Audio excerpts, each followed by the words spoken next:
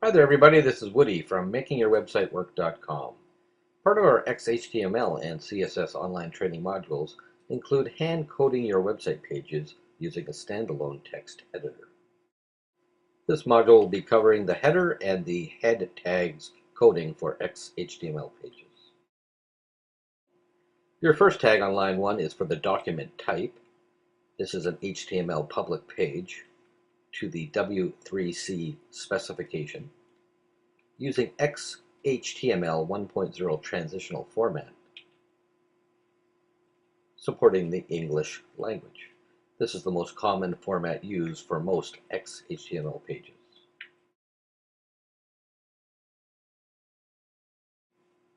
So the next line of code is the open HTML tag. There are some extra elements in this tag you may not have seen previously.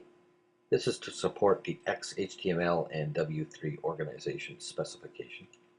See it right there, www.w3.org, and this is to support the English language for XML.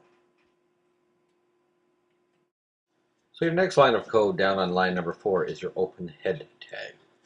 Head tags are used in XHTML documents to include such things as meta tags, page title, links to style sheets, and also links to JavaScript files. The next line of code is for our first meta tag, in this case a meta tag for content type, and you'll see that it has a content called text/HTML.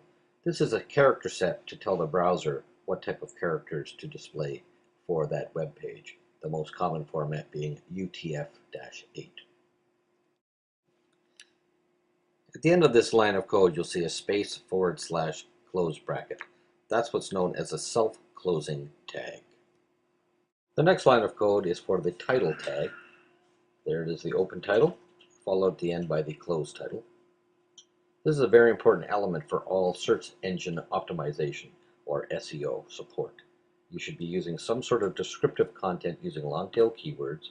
Make sure that every page title is unique on every page, and keep it to 65 characters or less. So the next line of code is for our second meta tag, specifically our meta description tag. This is a very important part for all on-page SEO or search engine optimization requirements. You should make sure you're using very descriptive page content. Make sure that all the content in this tag is different on every single web page. Use long-tail keywords and keep it to 150 characters or less to support all major search engines. And below this line of code is our third meta tag. This one is for meta keywords. This is an old and outdated concept for Google. Matter of fact, Google doesn't use this tag whatsoever anymore, and search engines like Bing and Yahoo still use it to a certain degree, and Alta Vista.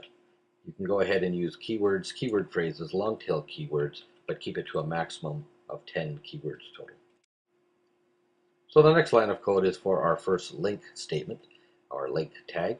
This one is linking to a cascading style sheet, and it's located in the CSS folder, and it's a file named default.css. This is the cascading style sheet that controls all the styling of the web page throughout the entire website.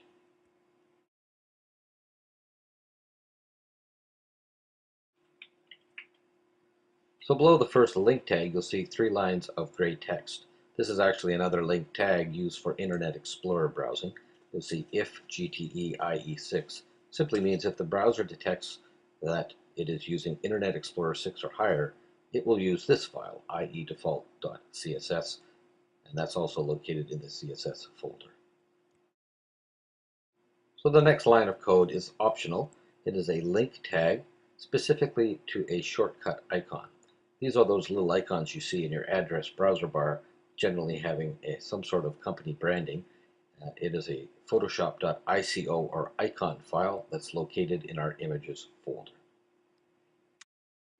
So the final line of code in this module is your close head tag. Just remember to make sure you close all your tags that you open, and if you're having any issues, we can help right here and right now.